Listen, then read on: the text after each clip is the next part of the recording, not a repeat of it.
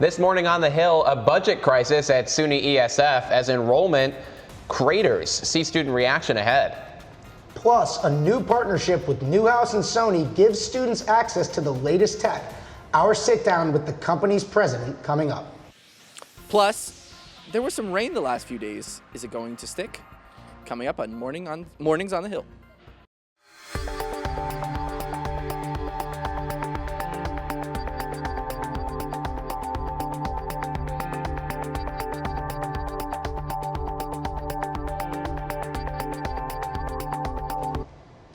Good morning and welcome into Mornings on the Hill. I'm Eric McCormick. And I'm Luke Radel. We'll begin with the upsetting news out of Walnut Park. 2 SU students are in Syracuse police custody after a potential hate crime. It is our top story this morning.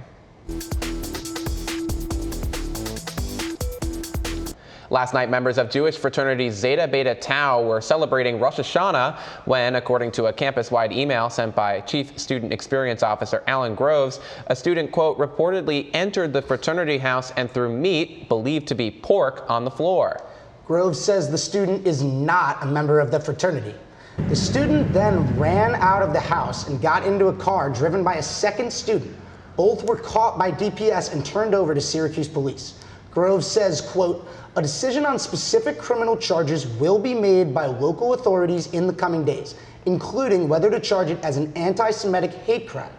The students were also referred to the university's Community Standards Office for potential violations of the Code of Conduct.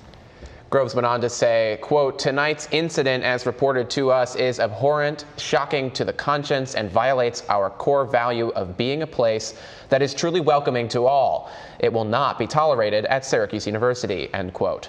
The students arrested have not yet been named.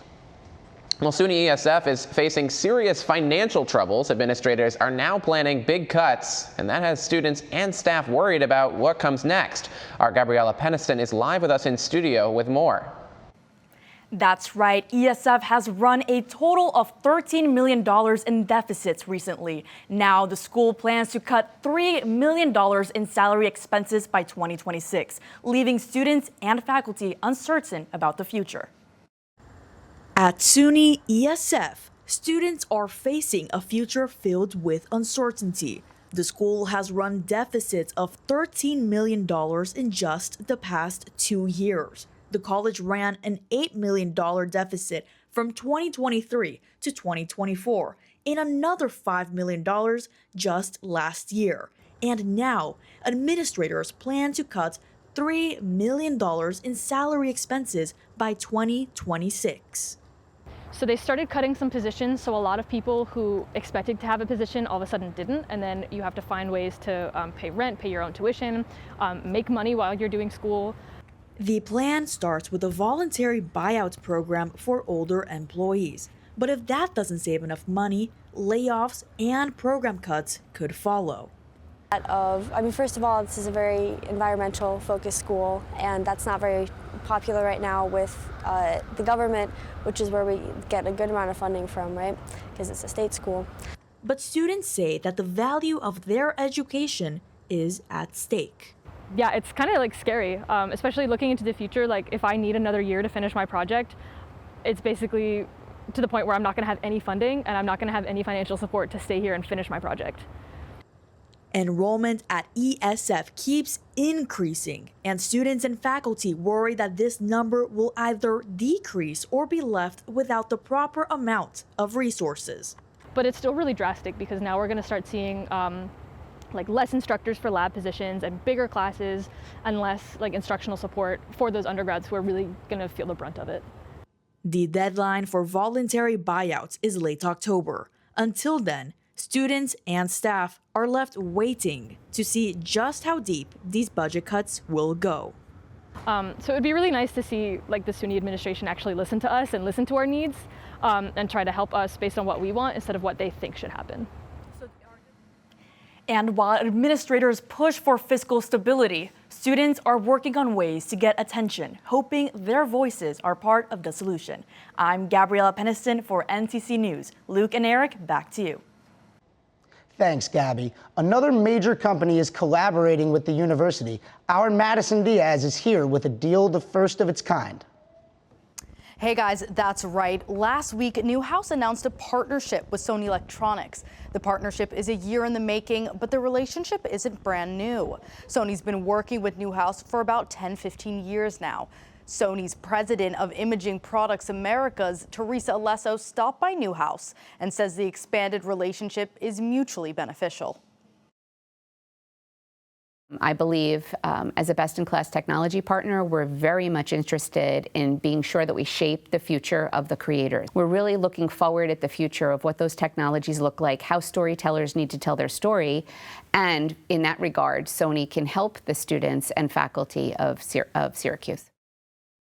Does that mean for students? Alesso says it means hands-on experience with the latest technology and mentorship opportunities. But if you're a frequent Newhouse Cage user, don't panic just yet. The Canon XF705 cameras aren't going anywhere. We'll never switch over only Sony. We've got Nikon, we've got Canon. It would be unfair to the students to have only one brand of camera to work with. Okay. About the partnership and the opportunities it will bring for Newhouse students. For Mornings on the Hill, I'm Madison Diaz. Back to you guys.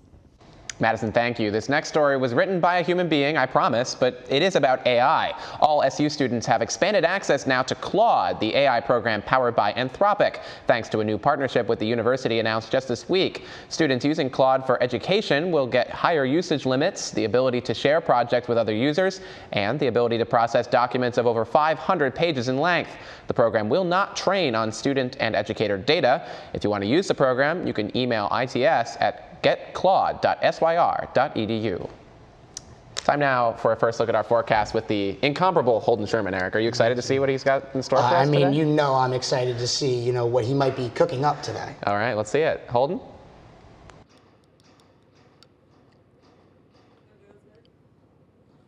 Oh, hey guys. Sorry, I was just chillaxing and relaxing, as we say during the nice weather times, because just because it turned fall does not mean that we're getting those fall temperatures right now. It's hovering around 70 degrees for the rest of the day. We might get some rain around 11 p.m., but just a very little amount. And I'll have your 5-day forecast coming up. I'm going to continue to enjoy the summer weather temperatures with my nice, cool gazpacho. Guys? Thank you, Holden. Much appreciated. ABC brought back Jimmy Kimmel back for his late-night comedy show, but if you tried to watch him here in Syracuse, you were out of luck. Yeah, our Alex Grondin is here to share what he had to say last night and why the fight over free speech isn't over yet, Alex.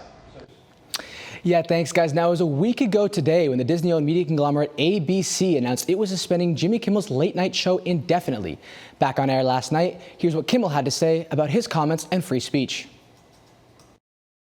I don't think the murderer who shot Charlie Kirk represents anyone. This was a sick person who believed violence was a solution, and it isn't. A guy in Germany offered me a job. Can you imagine? This country has become so authoritarian, the Germans are like, come here.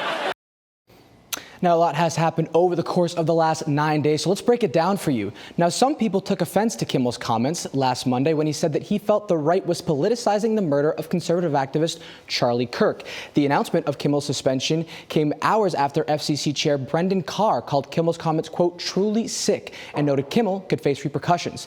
Now, since the announcement, fellow late-night hosts, including Stephen Colbert, Jimmy Fallon, and many others, said it was an infringement on the freedom of speech. The breaking news on Monday was ABC's announcement of Kimmel's return. They wrote in a statement, quote, we have spent the last days having thoughtful conversations with Jimmy, and after those conversations, we've reached the decision to return the show on Tuesday. Following the announcement, both Sinclair and Nexstar, the two largest ABC affiliate owns, announced that they would not be airing Jimmy Kimmel Live. Nexstar, which owns WSYR9 in Syracuse, the ABC affiliate, said that they would not be airing it, so people in Syracuse could not watch it.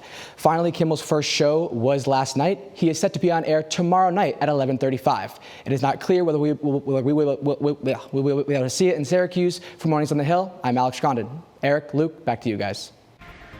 Thanks, Alex. Coming up on Mornings on the Hill, our Holden Sherman will have your full weather forecast. Stay with us. Welcome back. Syracuse finally has some rain. Ryan Story joins us live to report on the long-awaited break in Syracuse's dry spell. Thanks, Eric. Syracuse has been hit hard by a drought recently, but Mother Nature appears to be easing up on the dryness. Rain showers started yesterday and will likely continue throughout the week.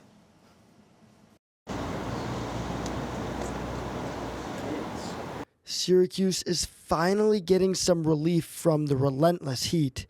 Droughts have plagued nearly all of upstate New York over the past few months, but the rain has already begun. However, some Syracuse University students are not pleased with the change. Colin Smith said that his club lacrosse team's practice has been outside every day thanks to the sunny weather.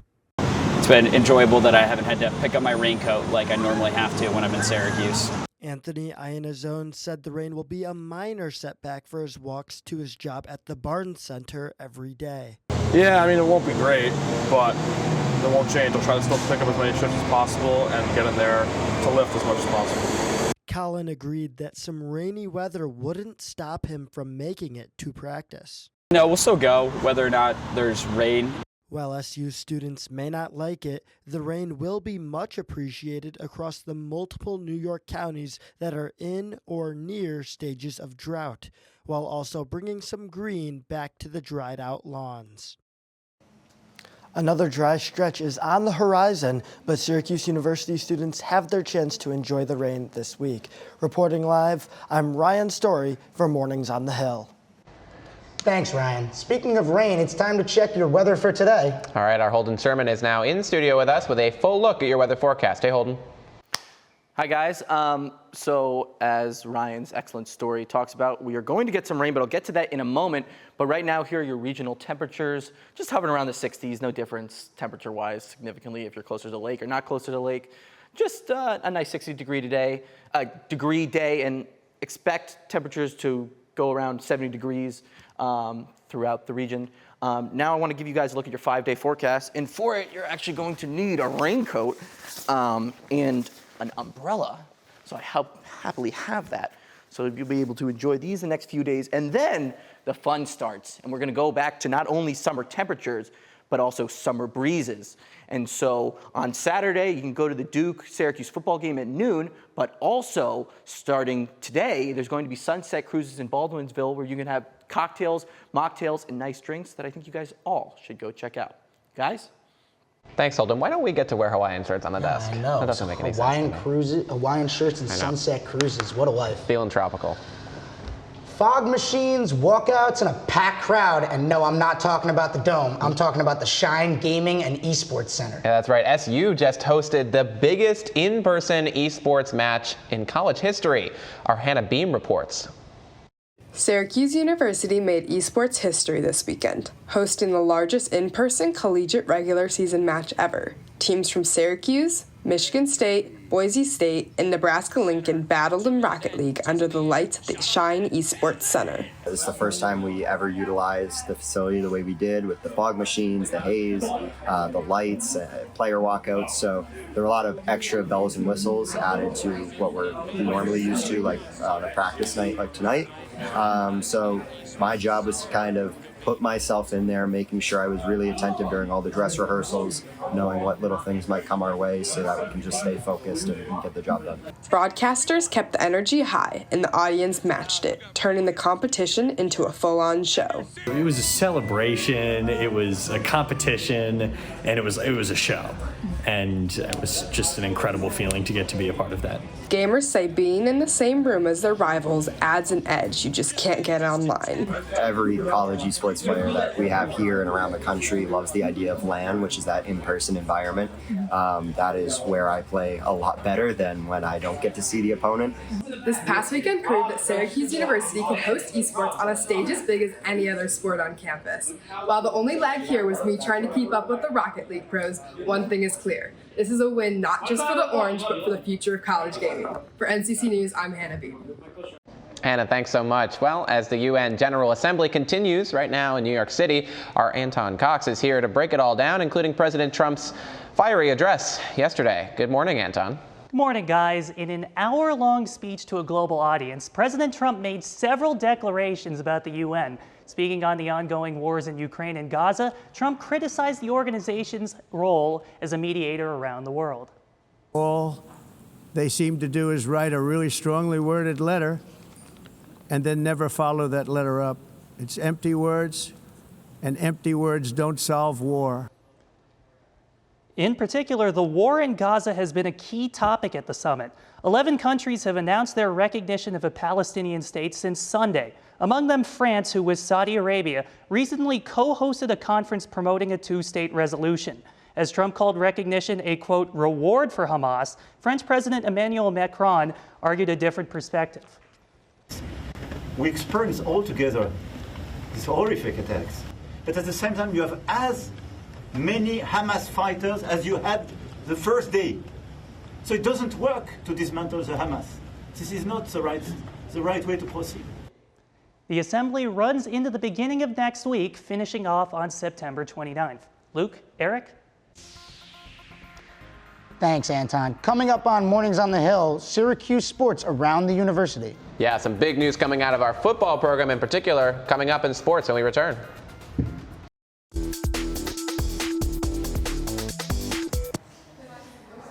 Rise and shine, Orange fans. I'm Victoria Daly with your morning sports update around the Hill. Let's jump right into it. Syracuse women's soccer was defeated on Sunday 3-0 to Virginia. Despite the loss, goalkeeper Shea Vanderbosch equaled her season best total with 10 saves, moving her into second place in Syracuse's careers save list. The Orange look to bounce back tomorrow in Berkeley as they face the University of California. Jumping over to the men's side, last night they defeated Colgate. Carlos Zambrino had a hat trick, giving Cuse its first home win this season. With a 3-0 victory, coach Ian McIntyre collected his 142nd win with the SU, making him the winningest coach in program history. Now let's jump over to SU field hockey, who started the season at 6-0. Overtime loss on Friday to Wake Forest and Sunday's match to 3-seed Virginia. They look to bounce back Friday versus Duke. And to round out SU athletics, let's head over to football. Syracuse defeated Clemson 34-21 in Death Valley, their first ever win there. Coach Fran Brown was named National Coach of the Week for his team's success. The Orange defense came up big with key fourth down stops and a late interception. Steve Angeli threw 2 touchdowns before exiting with a torn Achilles. With Angeli's injury, uncertainty does loom over the remainder of the season as the Orange are about to enter their ACC play. But our Sydney Coulee has more on who needs to step up. Sydney? Thanks, Victoria. What she said is 100% true. With Steve Angeli out for the rest of the season, LSU transfer Ricky Collins now has to step up and become the leader Coach Fran once saw in him. At LSU, the 4-star recruit appeared in 4 games over 2 seasons, completing 7 of his pass attempts for 38 yards and rushing for 37 on 7 carries. This initially serving as QB2 for the Orange, Collins got his first action when Syracuse dominated Colgate. He struggled early throwing a pick, but he quickly regrouped and threw an absolute dime to Gabe Daniels on his next drive. Most recently against Clemson, Collins took 2 sacks, but then connected with Justin Ross Simmons for a clutch 18-yard touchdown, helping extend Syracuse's lead. His dual threat ability is obvious, but that gunslinger mentality needs to be reined in. Collins brings more athleticism and mobility to the position. The arm strength is there. The question is about his poise, his decision-making, and command in big moments. It is expected for offensive coordinator Jeff Nixon to simplify reads, lean into run-pass options, and use Collins' legs to build confidence. He has the tools, a solid run game, an improving O-line, and one of the deepest receiver rooms in the ACC. With Duke coming up ahead, the role is now his. But the question, does he know that? Victoria, back to you. Thanks so much, Sydney. And if you want a little bit more SU football content, you're in luck as our reporter Troy Junn is here. And Troy's going to break down the SU offense a little bit deeper for us. Yes, Syracuse has been really predicated on the pass game for the past 2 seasons, right? One of the best offenses in the country the last 2 seasons. And as Sydney mentioned, they have a really deep receiver room to help out new quarterback Ricky Collins. We're talking about Justice Ross Simmons, Dan Villari, Jonte Cook, and Daryl Gale. All have been really improved from comparison to last season, both making already all have improvements into their catch in terms of their catches, their pace in terms of their receiving yards from last year. Dan Villari made the jump from 6 catches to 20, backing up for now NFL tight end Oronde Gadsden. Justice Ross Simmons already has 5 touchdowns this year. That's second in the ACC. Jonte Cook had 16 total catches in his first 2 years of collegiate play. He now has 18. Daryl Gillis averaged 22.3 yards per reception. That's one of the top 5 in the entire country. Syracuse has been just, you can see from the last few years. You talked about Oronde Gadsden, Jackson Meeks from last season. Now you're seeing that development come with these guys stepping up from last season. Villari again, a guy that barely played last year, you felt, had a big role 2 years ago. Now he's back into a significant role, one of the better receiving tight ends in the entire ACC. The story of this Cuse receiving room has been just all these opportunities given to these guys, and it's going to be really interesting to see how they utilize this offense with Ricky Collins because of his running ability. Thanks so much, Troy. We'll be right back. Welcome back to Mornings on the Hill. I have one message to leave you with this morning, and that is for our football team. Beat Duke. Beat Duke. That's all that matters. It's a sold-out game on Saturday. I'm so excited. Are you guys all going to be there? I will certainly be there, 12 o'clock kickoff or not. I will be front and center, ready to go, whether most of the other students are or aren't. I feel like a lot of people are going to be out dartying. And especially with Ricky Collins now, I feel like everyone wants to come out and see how he's going to do. Yeah, I mean, I wonder if that has brought down ticket prices, right? The fact that our lead QB is out, it's going to be a backup in this game. I mean, I think it was safe to say that since it's the Parents Weekend game, it got sold out when Angeli was the quarterback already. So hopefully everyone will still come out, though. I'll say, I've been here for 4 years, so seeing them finally beat Clemson, I'm certainly excited to get back to the Dome. For the first time ever in Death Valley, which is crazy. I mean, we've gone down there how many times over the course of the past few years? That orange-on-orange matchup, it should be interesting. We can finally get washed this time after our trip down there. 100%. Victoria, before we let you go, score prediction for Saturday. Ooh. Obviously, we got to win. Right. So I'm going to say maybe 30-21. Let's win by a touchdown. All right, we're going to keep an eye on that. Thank you so much. That's all the time we have. This has been Mornings on the Hill. I'm Luke Radel. And I'm Eric McCormick. Thank you and have a great day.